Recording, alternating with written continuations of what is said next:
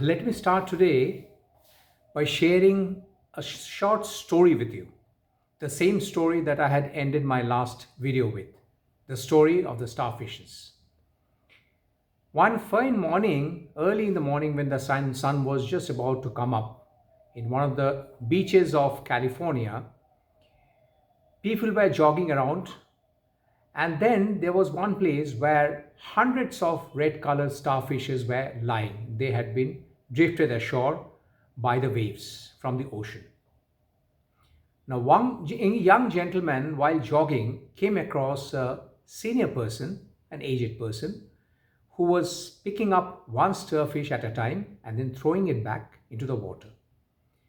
So, when this young man asked the aged person, "What are you doing?" The person replied that I'm trying to save as many starfishes as possible because they have been drifted ashore. So they are shortly going to die. So I'm just trying to save them by throwing them back into the water.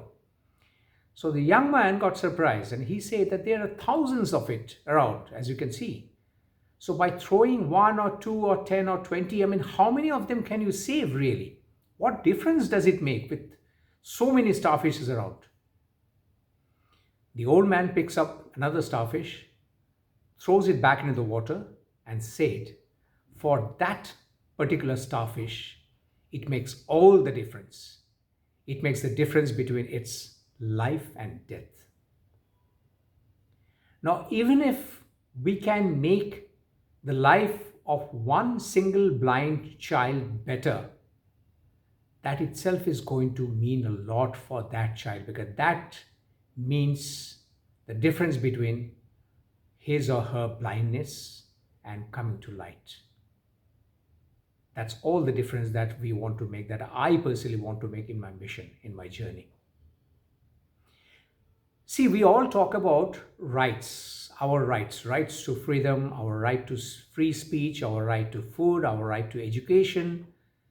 But nobody talks about our right to see, right to sight. Has anybody talked about that, right to sight?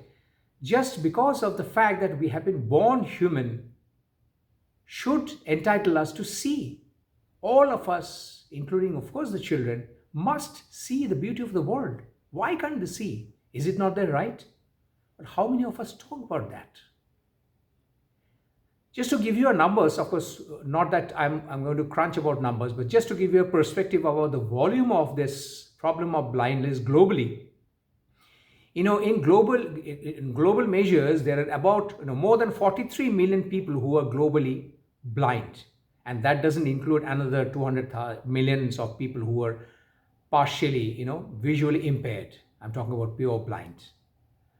Now, out of this, the blind children is approximately 1.42 million globally.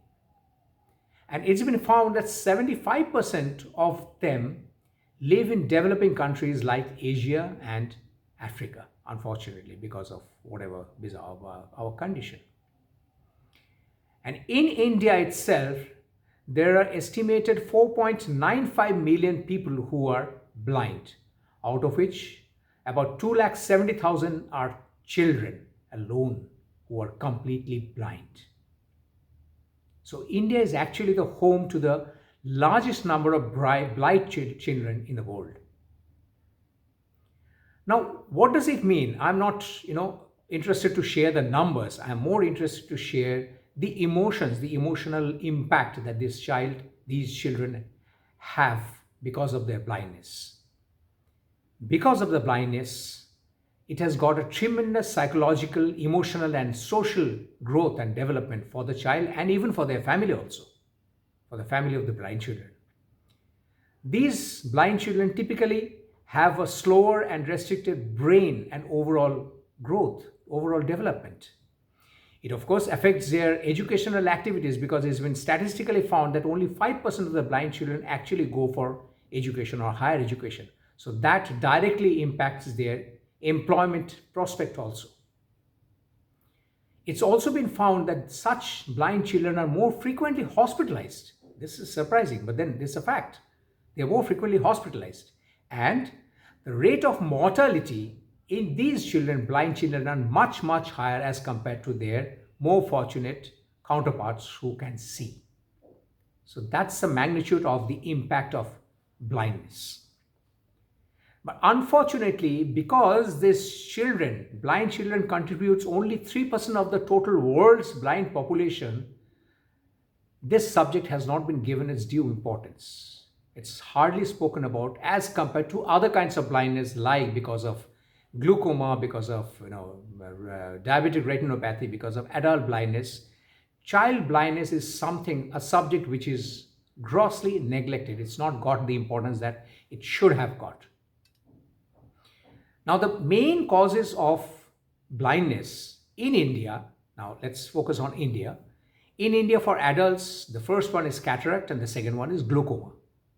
Whereas in case of children, the most common reason for blindness is severe vitamin A deficiency. Then measles, there's a disease called measles related corneal blindness, the cornea is affected. I'll explain more about this. And the third is something called a retinopathy of prematurity. Those children, those babies which are born premature, sometimes they are found to have cornea not fully developed, so they cannot see. So these are the main three reasons for child blindness in India. Now, according to World Health Organization, the corneal blindness, now this is where we are going to focus our attention and our mission basically.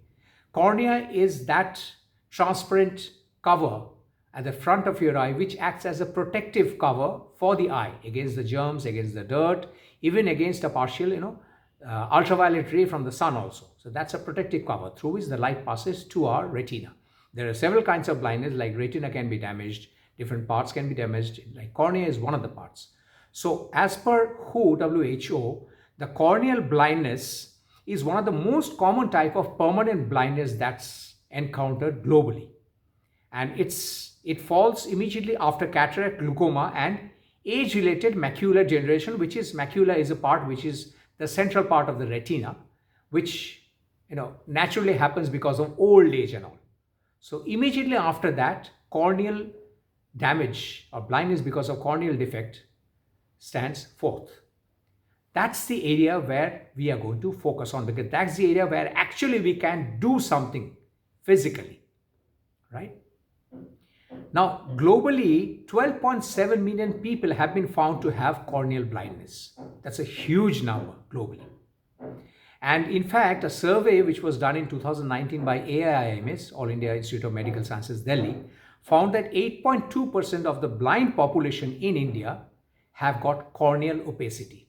So that's a tremendous number that we can actually, dedicate our lives to serve, out of which we are focusing the children who are the most unfortunate, having corneal blindness. What's the remedy of corneal blindness? It's corneal transplant. Now, when we talk about transplant of eye donation, it's basically the cornea which is taken out and which is transplanted, not the whole eye, of course.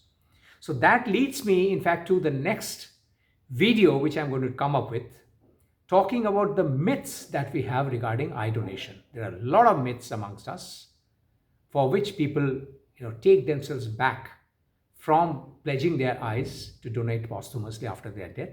So I'm going to talk about the myths about the eye donation per se, which is prevalent in India, in my next video. Keep watch on that. Thank you.